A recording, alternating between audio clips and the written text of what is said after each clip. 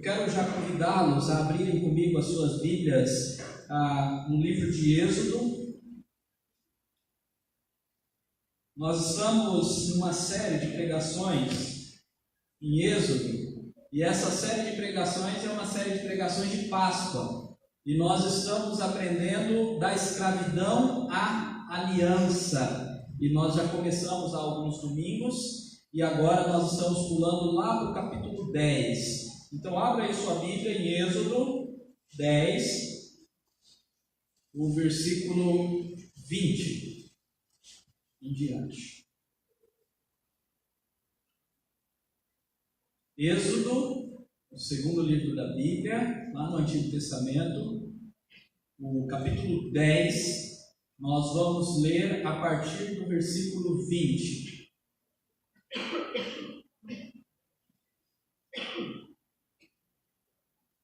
Todos encontraram? Diz assim a palavra do Senhor: O Senhor, porém, endureceu o coração de Faraó, e este não deixou ir os filhos de Israel. Nós começamos no versículo 20, agora o 21.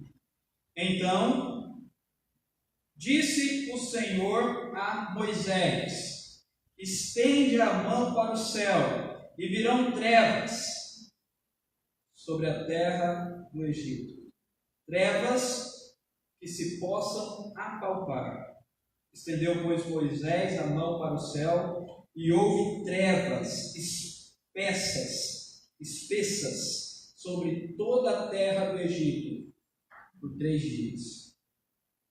Não viram uns aos outros, e ninguém se levantou do seu lugar por 3 dias. Porém, todos os filhos de Israel tinham luz nas suas habitações. Então Faraó chamou a Moisés e lhe disse: Ide, servi o Senhor. Fiquem somente os seus rebanhos e o vosso gado. As vossas crianças irão também convosco. Respondeu Moisés: Também tu nos tens de dar em nossas mãos sacrifícios e holocaustos que ofereçamos ao Senhor nosso Deus, e também os rebanhos irão conosco, nenhuma unha ficará, porque deles havemos de tomar para servir ao Senhor nosso Deus, e não sabemos com que haveremos de servir ao Senhor até que cheguemos lá. O Senhor, porém, endureceu o coração de Faraó, e este não quis deixá-los ir. Disse, pois, Faraó a Moisés: Retira-te de mim e guarda-te, que não mais vejas o meu rosto, porque no dia em que vires o meu rosto, morrerás. Respondeu-lhe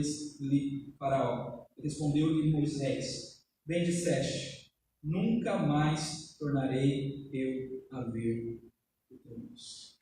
Amém, meus irmãos. Que Deus abençoe a sua palavra nessa noite. Essa noite eu quero falar sobre algo que está explícito nesse texto, mas nós precisamos lê-lo com muita atenção, com muita concentração para compreender. Por isso eu peço a você atenção e concentração. Evite ficar saindo para que você possa compreender.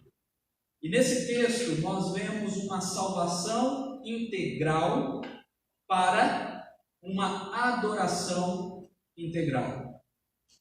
Uma salvação integral para uma adoração integral. E nós precisamos começar a falar, antes de mais nada, o que é integral, ou o que é integralidade. A propriedade integralidade. Uma pesquisa rápida no dicionário, você vai ver que integral é algo completo. É algo inteiro, é algo sem divisão, é algo que está no seu todo, é total, é perfeito. É interessante porque esse termo perfeito, muitas vezes ele é usado por nós para falar sobre pureza moral, mas perfeição é algo que não é dividido, que não é quebrado. É isso que significa perfeição. Para o povo de Deus, para os hebreus, na língua hebraica, perfeito é ser completo, é ser inteiro, é ser sem divisão. Então, o que não é ser integral? eu trouxe duas coisas para nós começarmos a pensar e que nós vamos combatê-las no nosso sermão hoje e combatê-las em nosso coração. A primeira coisa é uma divisão de vida. Os cristãos hoje, eles dividem a sua vida em duas. Uma vida que nós chamamos de secular, essa é a maior, é de segunda a sábado. E uma vida que nós chamamos de sagrada, religiosa ou espiritual, o que você quiser chamar. Qual que é o problema disso? Qual que é o problema dessa divisão? É que isso é hipocrisia. A hipocrisia, Jesus combateu muito isso. A hipocrisia é ter uma aparência de algo, é em dados momentos se mostrar uma coisa, mas no coração, no dia a dia, ser outra totalmente diferente. É por isso que quando Jesus veio ao mundo, ele combateu uma classe chamada os fariseus, que eles tinham uma aparência, Jesus até chama eles de sepulcro, caiados, era bonitinho o sepulcro, enfeitadinho, mas dentro havia podridão. É quando nós pensamos o seguinte, que eu posso ser adorador só de domingo à noite. Então no domingo eu visto uma capa e me transformo em Batman cristão e entro no culto e vou adorar aqui. Mas amanhã eu não oro, amanhã eu não falo de Deus, ao contrário, eu xingo, eu falo mal das pessoas, eu esqueço de Deus e me alienio, eu olho pornografia e todas essas sortes de coisas imundícias que tem hoje na TV e começo a viver para mim e para mim mesmo. Buscando dinheiro, buscando fama, buscando glória, e Deus está lá no escanteio. Nem no escanteio, não existe Deus durante a semana. Isso é hipocrisia. O culto deve ser expressão da sua vida durante a semana. Você deve viver como cristão o tempo todo. E a sua vida durante a semana, às vezes que você falou o evangelho às pessoas durante a semana, deve gerar no seu coração gratidão. Os perdões que você recebeu de Deus durante a semana deve fazer com que você venha a adorar. Então essa é a primeira divisão que a gente faz. E uma segunda divisão é uma divisão de coração, que está explícita, né? Se a gente divide a vida, a gente divide o coração. O coração, ele é dividido em servir a Deus e outra coisa, não é ou outra coisa. Não é a conjunção ou ali, a conjunção é e, porque é somativo. A gente tenta servir a Deus e servir outra coisa. Isso é impossível. Não tem como servir dois senhores. Nós vamos abrir esse texto mais para frente. Ou é só Deus, ou é qualquer outra coisa que você coloque ali. Seja o dinheiro, seja você mesmo, o controle da sua vida, o seu academicismo, a sua profissão, seu sucesso profissional, seu sucesso relacional, a aprovação dos outros. Qual é o seu Deus? Então a gente não divide nem a vida, nem o coração. Isso é ser integral. Isso está nesse texto. E nós vamos ver isso nesse texto. Bem? Primeiro vamos compreender o contexto rapidamente. Essa série nós já vimos o capítulo 1 ao capítulo 6. Os 3 primeiros sermões nós nos concentramos nesses capítulos. E do capítulo 1 ao capítulo 6 nós vimos quem é Deus e quem é Moisés. São apresentações de 2 personagens principais de Êxodo. O principal, que é Deus, e no capítulo 3 ele se apresenta como Yahvé, eu sou o que sou, eu sou o Deus Todo-Poderoso. E nós vemos Deus se apresentando e prometendo a Páscoa, que é a libertação do seu povo. É muito bonito, e em todos os sermões nós enfatizamos a grandeza do Deus Yahvé, do Deus autoexistente, do Deus Todo-Poderoso. Mas nós também vemos nesses capítulos a apresentação de um mediador. Mediador é o instrumento que Deus vai usar para libertar. É Deus que liberta, mas ele iria usar um homem chamado Moisés. E por mais que Moisés tenha muitas qualidades, ele tinha também erros. porque ele era humano. E nós vemos Moisés por diversas vezes tentando fugir do seu chamado. Nós vemos Deus falando: Moisés, eu quero um grupo familiar na sua casa. E Moisés dizendo: na minha casa não, Senhor. Não é assim? A gente faz isso. Moisés, vai falar: Senhor, eu não sei falar. Moisés, vai, eu te enviei. Senhor, envia outro, eu não. Então nós vemos por diversas formas Moisés tentando fugir do querer de Deus para sua vida. E Deus simplesmente falando: negativo, você vai. Você vai, porque é com um braço forte. O pastor Ednildo nos expôs na semana passada que eu vou libertar esse povo. É eu, Moisés, que vou libertar, não é você. Amém? Do capítulo que nós não expomos, na verdade vamos expor o 10, depois vamos pular para o 12. Nós temos agora a justiça de Deus sobre o Egito, e nós temos as 10 pragas, e eu pedi para que os irmãos lessem em seus lares, e aquele que não leu, volte lá no capítulo 7 e leia até o capítulo 12, porque você vai ver todas as 10 pragas e todos os acontecimentos aqui. E só para mencionar, para vocês saberem, Deus veio com justiça sobre o seu povo, e ele trouxe algumas pragas, de 3 em 3 aí. A primeira praga foi as águas se transformarem em sangue, a segunda praga as rãs, a terceira praga os piolhos, a quarta praga as moscas, a quinta praga a peste nos animais, a sexta praga as úlceras, também chamado de chagas, a sétima praga as chuvas de pedras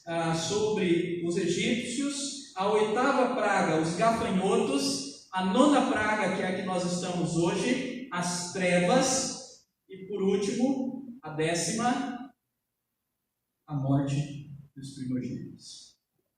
Existem alguns intérpretes, e é importante vocês saberem disso, que conectam, e isso não é difícil achar, você acha artigos na internet, por exemplo, conectam cada uma dessas pragas a um poder que uma deidade, que um deus do Egito tinha. E aí eles falam que Deus está humilhando os deuses do Egito. Cada praga ele está mostrando que ele é poderoso em detrimento do Deus que os egípcios adoravam. Como vocês sabem, os egípcios eles adoravam vários deuses aí, tem até um filme Deuses no Egito, você conhece alguns lá. Olha, é plausível essa interpretação, mas nós não vamos caminhar por ela hoje. E quando nós chegarmos a entender o que é a praga das trevas, eu até vou mostrar um outro modelo, uma outra forma de entender essa praga em específico. Mas é plausível. Depois você pesquisa lá, você pode acessar, você pode ver o nome dos deuses. Eu não trouxe o nome aqui de cada deus que vale para cada praga. Se você tem essa curiosidade, você pode fazer. Mas o ponto é, Deus está exercendo justiça sobre o Egito. Então, no texto de hoje, nós estamos diante da 9ª praga, conhecido como trevas. E nessa 9ª praga, e nesse texto, nós veremos a ênfase na libertação total. E o termo total é importante aqui, dos hebreus. Para que possam integralmente adorarem a Deus, ao Deus Yahvé Todo-Poderoso. Amém? É isso que nós vamos ver hoje. E eu quero chamar a atenção agora dos irmãos de 3 coisas. 3 detalhes no texto de hoje para a gente entender o que é isso, o que é essa adoração integral, o que é essa salvação integral. E o primeiro detalhe é a justiça de Deus e as trevas. Nós já falamos que as pragas têm a ver com a justiça de Deus. Olhem aí comigo, versículo 20 ao versículo 23. O Senhor, porém, endureceu o coração de Faraó, e este não deixou ir os filhos de Israel. Então disse o Senhor a Moisés: estende a mão para o céu, e virão trevas sobre a terra do Egito, trevas que se possam apalpar. Estendeu Moisés a mão para o céu, e houve trevas espessas sobre toda a terra do Egito por 3 dias. Não viram uns aos outros, e ninguém se levantou do seu lugar por 3 dias. Porém todos os filhos de Israel tinham luz nas suas habitações.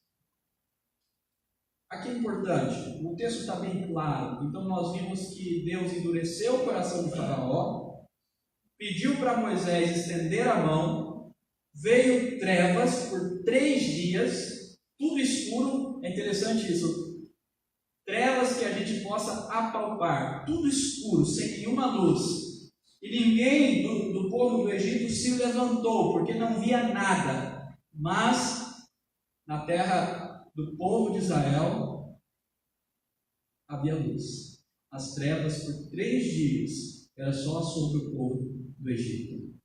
A pergunta que surge, e eu quero levantar uma pergunta para nós pensarmos, e essa é a pergunta importante: por que Deus endurece o coração de Faraó e envia pragas? Aqui nós já estamos na 9ª praga. Envia pragas sobre o Egito.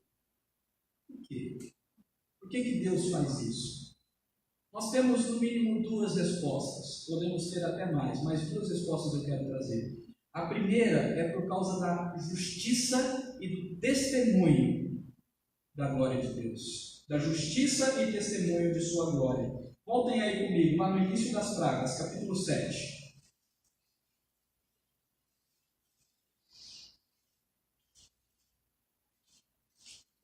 Versículo 3 a 5. Aqui é antes das pragas começarem.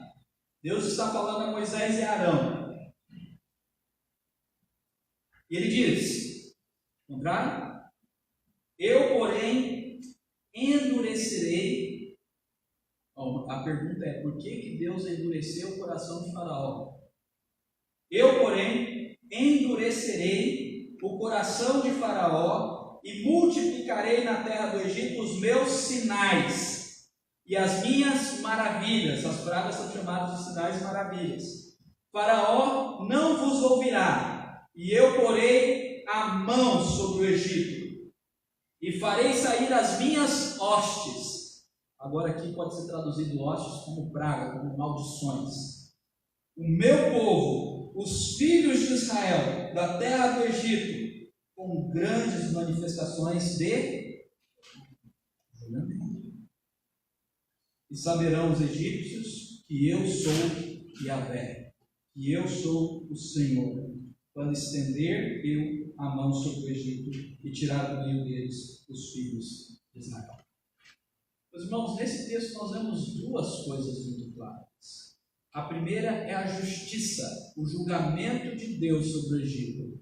E a segunda coisa é a glória de Deus, porque o próprio Egito iria reconhecer que o Senhor, Yahvé, é o único Deus, que Ele é o único Deus poderoso, e isso reinaria em glória numa nação pagã, numa nação idólatra. Agora, dentro desse argumento da justiça de Deus, vamos entender isso melhor, mais profundamente. Por que Deus é justo?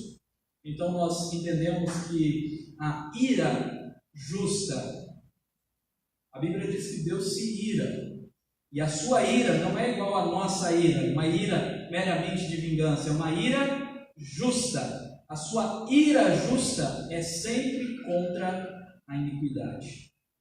Vamos lá para Gênesis 15, 16. É um texto que eu mencionei aos irmãos, que ora, de vez em quando, nós vamos voltar nele. É o texto onde Deus fez aliança com Abraão, e tem tudo a ver com todo o êxodo.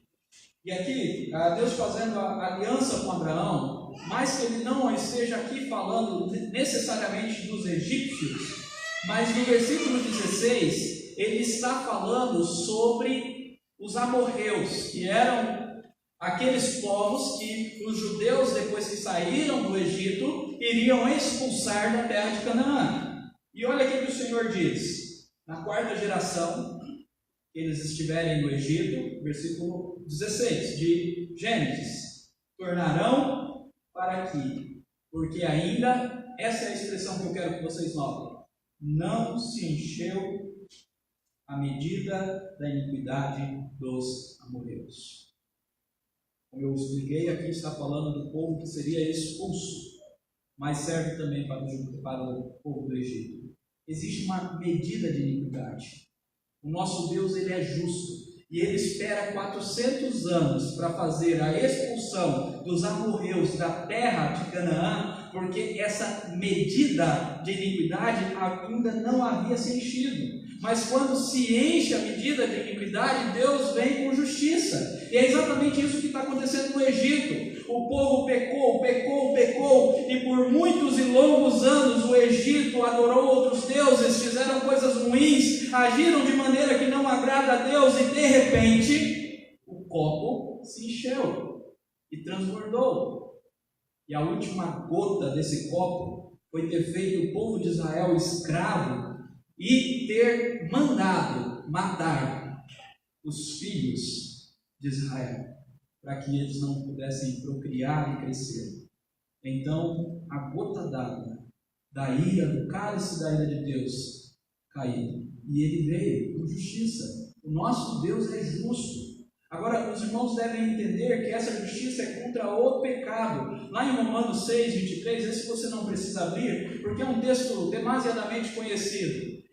O texto diz, Paulo diz, porque não é porque todos pecaram, o salário do pecado é a morte.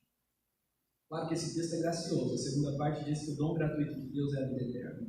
Meus irmãos, Deus fez um compromisso com o homem. E o homem aqui eu quero que vocês entendam, a humanidade. Deus fez aliança com o homem. E ele diz, o dia que vocês pecarem, o dia que vocês entrarem em rebeldia contra mim, ir contra a minha palavra, ir contra o meu ser, vocês certamente morrerão, porque vocês serão afastados de mim. E eu sou a vida de vocês. Então o homem pecou. E todos nós pecamos. Eu comecei a citar esse texto, que é um bem parecido com Romanos 6, 23, é o 3, 23, que diz, todos pecaram e afastados estão da glória de Deus. E a justiça de Deus é contra o pecado. Para ficar mais claro, eu gosto sempre de uma ilustração, que ela é mais ou menos assim. Imagine que você visite o Danilo, vou usar um terceiro, e lá na casa do Danilo tem um lustre de R$5.000. E você está lá visitando o Danilo e de repente você bate nesse lustre e quebra o lustre. Já pensou? Imagina a cena, você quebrando o lustre. E aí o Danilo, para continuar se relacionando, para continuar tendo amizade, para favorecer o amor que vocês têm, vira para você e diz, não precisa pagar não, fica tranquilo. Pode ficar tranquilo, você não tinha aquele dinheiro, você não conseguiria pagar. E o Danilo diz, não, pode ir em paz, isso acontece, fica tranquilo. Fantástico, né? A pergunta é, mas quem que paga o lustre? O Danilo. Meus irmãos, essa é a história de Deus para conosco. Mas o que nós quebramos não foi um mero lustre de R$5.000. O que nós quebramos foi toda a harmonia da criação. Quando o homem pecou, ele destruiu a paz. Isso nós chamamos de shalom. Isso nós chamamos de harmonia. Toda a paz da criação, quando Deus cria, Ele olha e diz, isso é muito bom, isso é perfeito, isso é maravilhoso. Então coloca o homem como obra-prima da criação para cuidar de tudo. E o homem vai e peca.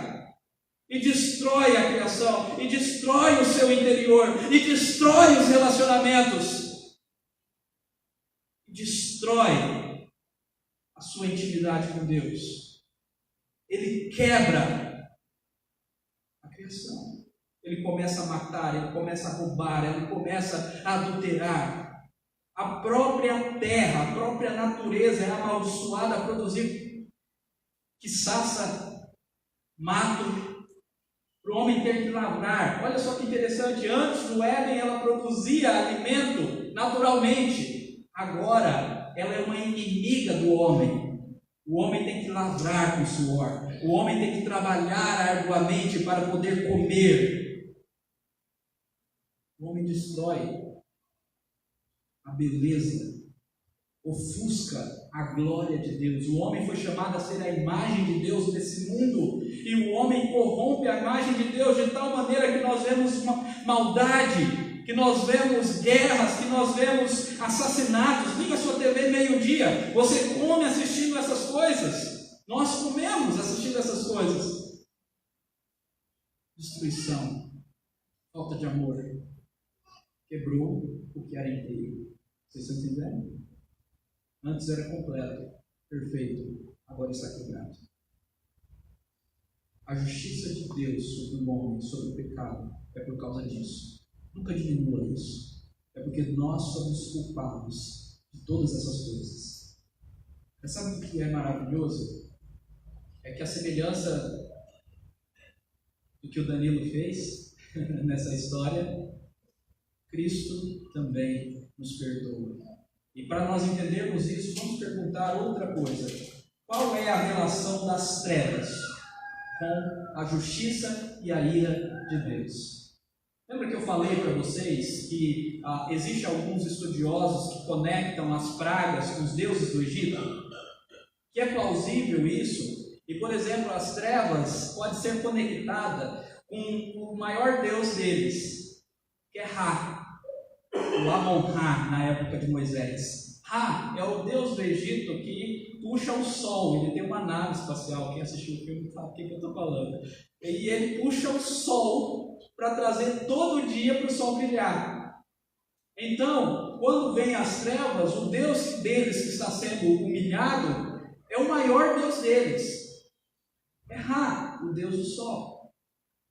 Contudo, meus irmãos, por mais que seja plausível isso, eu consigo enxergar nessa praga outra coisa. E é justamente essa relação entre a justiça com as trevas. Porque eu consigo ver trevas em outro lugar, em outro momento. Trevas nas escrituras sagradas sempre apontam para o castigo, para a ira de Deus sendo derramada por causa do pecado. E houve outro lugar que teve não 3 dias, mas 3 horas de trevas. Então, para mim, muito mais do que humilhar um mero Deus que não existe, as trevas aqui estão apontando para outras trevas. As trevas que Jesus enfrentou por nós. Eu já falei para os irmãos que o livro de Êxodo ele é extremamente tipológico. O que é isso? Ele aponta para Cristo. Ele tipifica aquilo que Cristo viveu por nós. Páscoa é isso, a primeira Páscoa, mostrando já vislumbres da segunda Páscoa. E então abra aí sua Bíblia lá em Lucas, para você entender o que eu estou falando.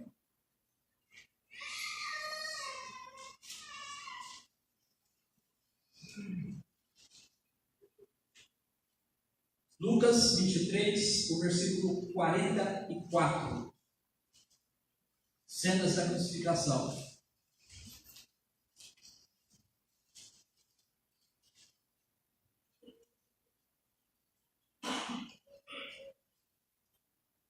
Vou deixar todos encontrarem. Lucas está lá no Novo Testamento, Mateus, Marcos, Lucas 23, versículo 44. Entraram? Já era quase hora sexta. Vou traduzir isso. Já era meio-dia. Meio-dia.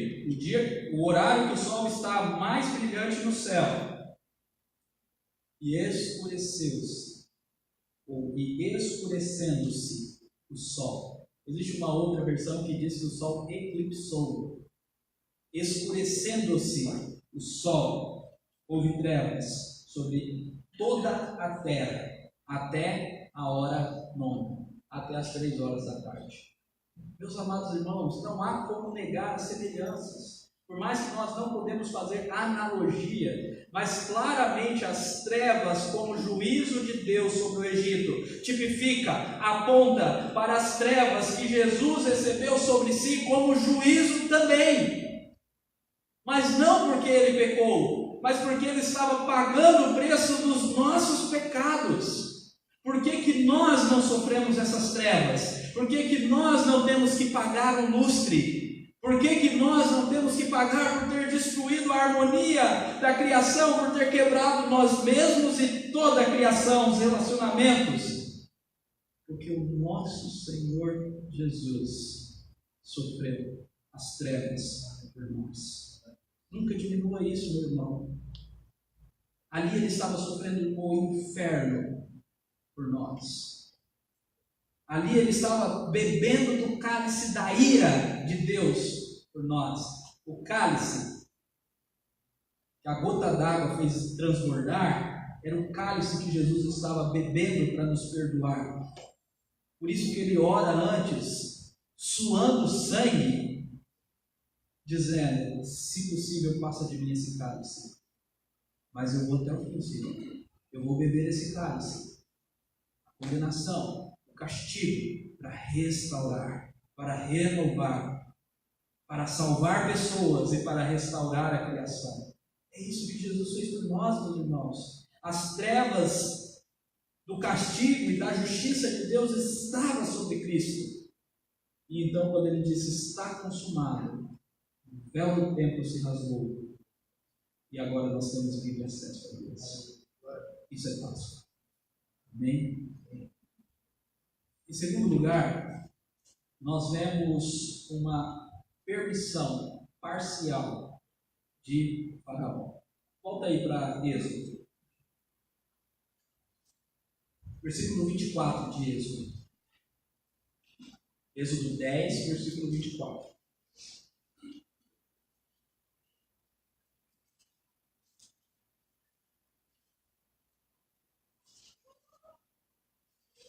Encontraram? Então o Faraó chamou a Moisés e lhe disse: ide, servir ao Senhor, fique somente os vossos rebanhos, o vosso gado, as vossas crianças irão também convosco. Sabe o que o Faraó está fazendo aqui? Ele está tentando segurar o rebanho, provavelmente aquele mesmo rebanho, a quantidade de animais que os egípcios perderam na peste. Ele está querendo libertar o povo da escravidão, mas não totalmente. E quando no finalzinho ele diz: olha, as vossas crianças vão com vocês, isso nos lembra outra concessão parcial que ele fez no versículo 9 desse mesmo capítulo. Lá ele proibiu as crianças. Olha só o que diz, versículo 9 a 11. Respondeu-lhes Moisés. Moisés está falando quem que tem que ir. Havemos de ir com os nossos jovens. Olha, os jovens vão primeiro, viu? Com os nossos jovens, com os nossos velhos, com os filhos, com as filhas, e com os nossos rebanhos e com os nossos gados. Havemos de ir porque temos de celebrar festa ao Senhor. Adoração é festa, é alegria. Isso é muito bonito esse versículo. Versículo 10. Replicou-lhes Faraó: seja o Senhor convosco, caso eu deixe ir e as crianças. Aqui ele está segurando as crianças. Ele está dizendo: está doido, Faraó? Ou Moisés, você está doido que eu vou deixar as crianças irem? Deus vai ser convosco se eu fizer isso. Vede, aí ele coloca: pois tendes convosco más intenções. Faraó está dizendo nesse versículo: se eu deixar até as crianças irem, vocês não vão voltar, vocês estão tendo más intenções. E aí ele continua dizendo: não há de ser assim.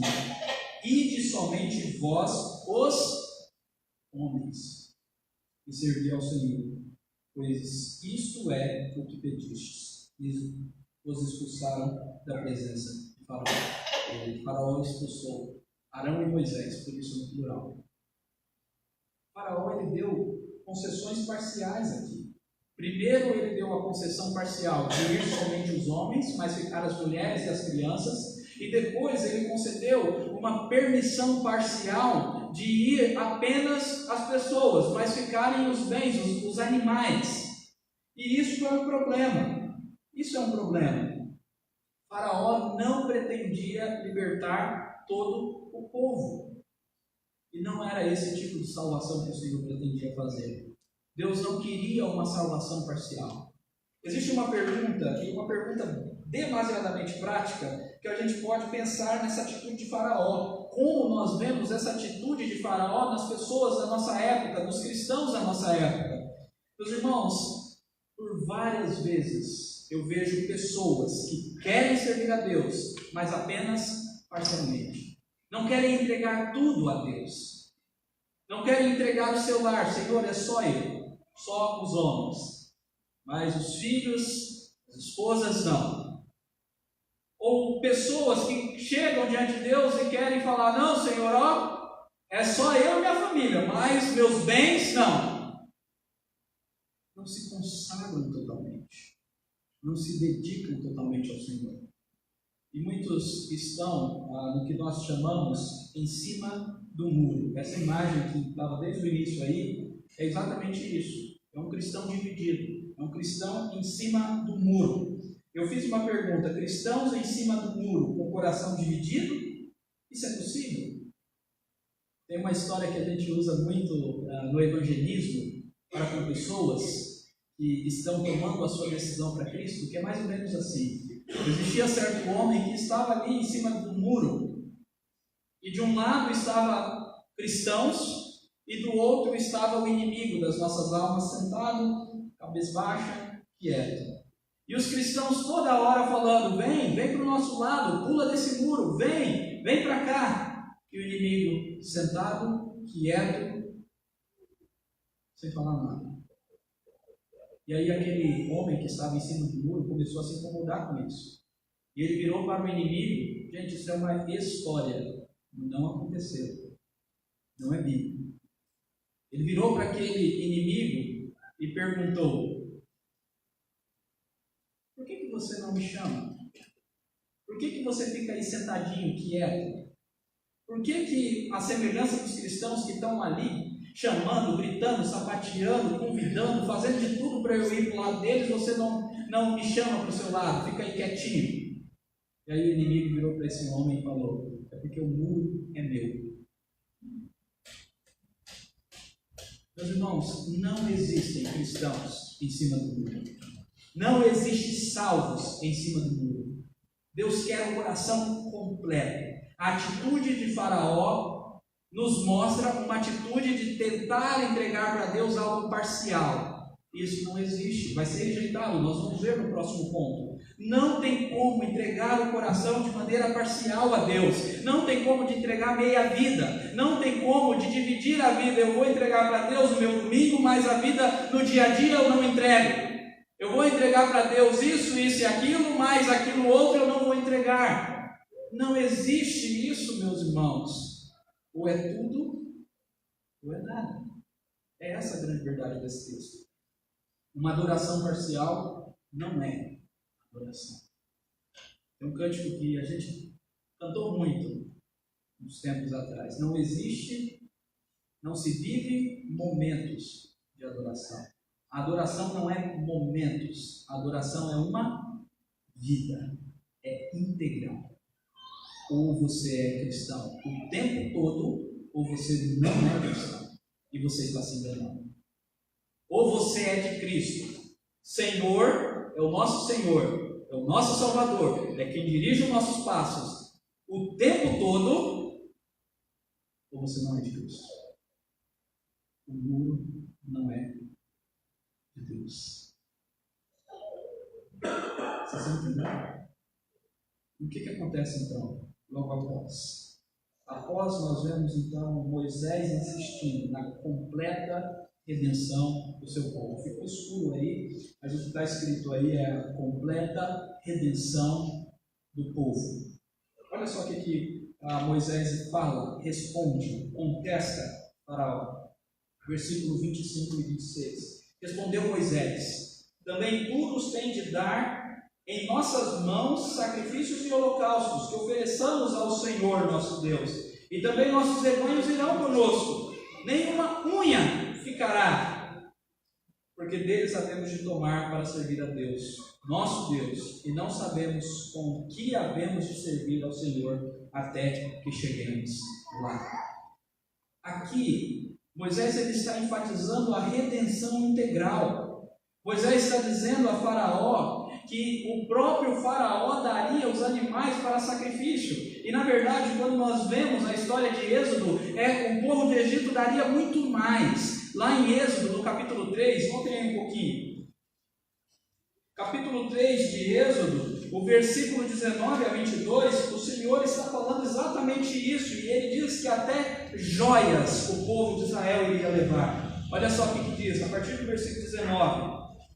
Eu sei, porém, é Deus falando, Deus está falando, olha Moisés, eu sei, porém, que o rei do Egito não vos deixará ir, se não for obrigado por mão forte. Deus está dizendo, vai ter que ser obrigado por mão forte. Portanto, estenderei a mão e ferirei o Egito com todos os meus prodígios que farei no meio dele. Depois, Faraó vos deixará ir. Eu darei mercê, graça, favor, bênção. Eu darei favor a este povo, aos olhos dos egípcios. E quando sairdes, não será de mãos vazias. Cada mulher pedirá à sua vizinha e à sua hóspede joias de prata, joias de ouro e vestimenta, e as quais poreis sobre os vossos filhos e vossas filhas, e despojareis os egípcios. O povo não sairia de mão vazia, eles levariam. Inclusive essas joias foram importantes depois para a construção do tabernáculo, para a construção da Arca da Aliança. Deus, ele faz uma redenção completa. E por que Deus faz uma redenção completa? Porque ele pagou o preço completamente. Jesus não pagou metade do preço lá na cruz. Ele não pagou só parte, ele não pagou uma parcela e dividiu em 10 vezes. Não, Jesus pagou completamente. Então a redenção é completa. Olha aqui que diz o versículo 26. Nem uma unha. Deus não nos salva, meus irmãos, pela metade. É salvação inteira. É a vida toda. É o coração todo. E a vida toda, eu estou querendo dizer, é a vida material, é a vida financeira, é a vida espiritual, é o relacionamento de casamento, é a faculdade, é o que for. É tudo. Nenhuma unha fica fora da salvação do nosso Deus. Isso é maravilhoso. Essa é a salvação. E essa salvação, então, leva a uma adoração integral. Observe que o versículo 25 diz que Faraó daria esses animais para quê? Para oferecer ao Senhor. Isso é adoração, oferecer ao Senhor. No Antigo Testamento, a adoração era feita por meio de sacrifícios de animais oferecidos. Tinha que haver morte para haver remissão de pecados, então oferecidos no altar. Isso era adoração. No Novo Testamento, lá em Romanos 12, versículo 1 e 2, nós aprendemos que a nossa adoração é o nosso corpo, como sacrifício vivo. Você já ofereceu o seu corpo? A morte do eu, a morte do ego. Usar igual os cantores hoje, a morte do meu ego está fazendo aniversário. Já morreu o seu ego no altar de Deus? Adoração, oferecer a Deus o corpo, a vida, por inteiro. E nós vemos no versículo 26 que a adoração também é serviço. É interessante o versículo 26, vamos ler com calma aí, olhem aí comigo. E também os rebanhos irão conosco. Tudo tem que vir conosco, nenhuma unha ficará, porque deles havemos de tomar. O texto não está dizendo que usaria tudo para a glória de Deus, mas tudo, ou melhor, não usaria tudo ao serviço para Deus, mas tudo deveria estar disponível para Deus. Vocês conseguem enxergar isso no texto? Ele diz, olha, todo rebanho tem que vir, porque é desse rebanho que a gente ainda não sabe, mas quando chegarmos lá nós vamos saber quais nós vamos pegar. É desse rebanho que nós vamos adorar. Meus irmãos, tudo tem que estar disponível para Deus usar. Às vezes Deus vai usar mais, às vezes Deus vai usar menos, mas tem que estar disponível. É o carro, é a casa, é a vida, é o tempo, é o dinheiro, mas também os dons, as capacitações profissionais, tudo disponível. Senhor, usa. E Ele vai usar aquilo que Ele quiser. Não é que Ele vai usar tudo de uma vez, mas Ele vai usando. Entendeu? Disponha-se integralmente ao Senhor. E Deus vai te usar.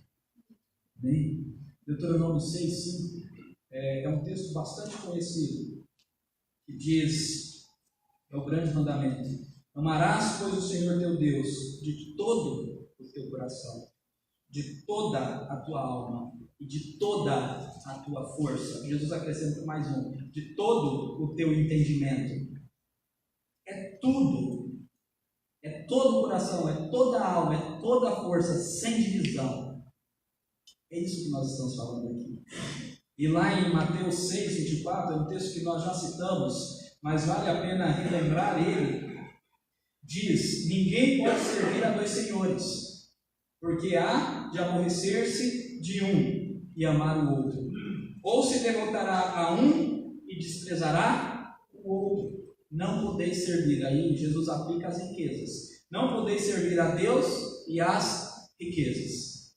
Não podeis servir a Deus e a você mesmo, ao seu eu, ao seu ego, ao seu controle de vida, tentar controlar a sua vida com as suas próprias forças, querer ser o seu próprio Deus. Não tem como servir a Deus e a aprovação, a necessidade de visualizações, de curtidas, de likes. Não tem como. É só Deus ou é só nós? Não existe aqui em cima esse ponto de vista. Concluindo, meus irmãos, nós aprendemos então hoje que uma justiça integral, Jesus foi integralmente condenado por nós, leva a uma salvação integral, nós somos inteiramente salvos. E isso leva a uma adoração integral, uma vida inteira de adoração. Fantástico isso. Justiça integral, Jesus pagou integralmente, Ele sofreu o inferno. Salvação integral, nenhuma unha ficou no Egito. Fomos salvos integralmente, completamente, em uma adoração integral. Somos adoradores do tempo todo. Eu quero só que vocês olhem o finalzinho do texto aí comigo. Voltem aí para ele. É um pouco enigmático. Eu só vou passar para vocês entenderem que vai chamar o próximo capítulo. Disse, pois, Faraó a Moisés: retira-te de mim. Faraó brilhou, ficou bravo. Faraó aqui está cheio de orgulho, querendo ser o seu próprio Deus, não escutando a Deus, e ameaça Moisés. Faraó, ele estava orgulhoso sim, porque ele era considerado Deus, ele era considerado a potência da época, o mais poderoso, e ele está sendo humilhado, ele está sendo destruído, e ele vira para Moisés e diz: você nunca mais aparece aqui, e o dia que eu te ver você vai morrer. E aí, essa palavra de Faraó é um prenúncio, é um prólogo da última praga. Moisés respondeu no versículo 29: bem disseste, nunca mais tornarei eu a ver o teu rosto. E a partir da semana que vem nós vamos começar a ver a Páscoa, a última praga, e a Páscoa, a libertação. Bem? Meus irmãos, 3 coisas para você colocar em prática. Não divida a sua vida. Está claro, né? Não divida. Não divida, viva totalmente para Cristo. Não existe esse negócio de vida secular e vida sagrada. Ou é tudo para Deus ou não é nada para Deus. Quando você sair daqui, seja cristão, fale de Cristo, ore todos os dias, leia a palavra todos os dias, invista no seu relacionamento com Deus, dê bom testemunho.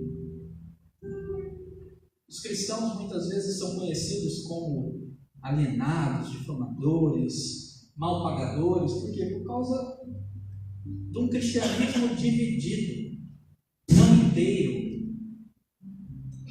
Não divida isso. Não divida o seu coração. Adore apenas o Senhor. O que você deseja mais do que a Deus? Aí durante a semana, o que você mais deseja? Pastor, eu desejo muito ganhar na Mega Sena. Isso não é vergonhoso, não. Às vezes a gente deseja assim.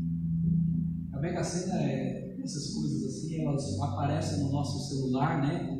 Do nada, você não está nem procurando, de repente aparece lá, acumulou. Aí você pensa, nossa, eu com 32 milhões, eu com 80 milhões, eu com 6 milhões. Você está desejando isso mais do que a Deus? Você está desejando um apartamento mais do que a Deus? Um filho mais do que a Deus? Um esposo mais do que a Deus? Uma mulher mais do que a Deus? Temos que desejar mais a Deus.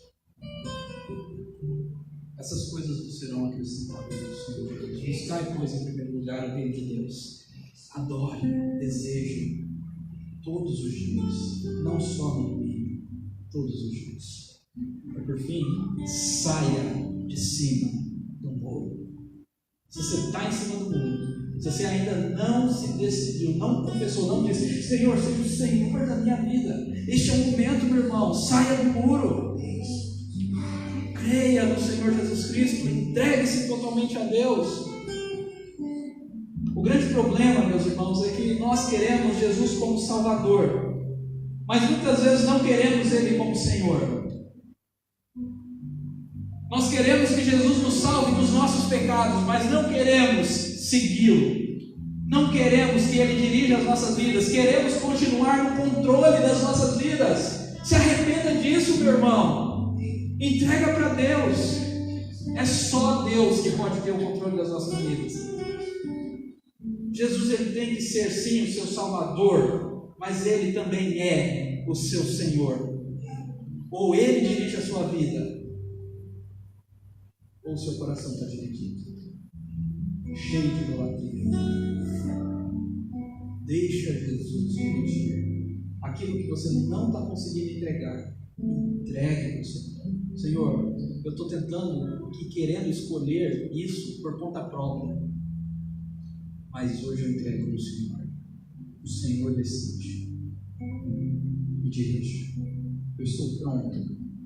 Eu estou entregando a minha vida, o meu casamento, os meus filhos, o meu carro, a minha casa, a minha TV, o meu computador. Eu estou entregando tudo que tenho e que sou. Entrega o teu caminho ao Senhor. Confia nele. E o mais ele. Puxa a cabeça do teu.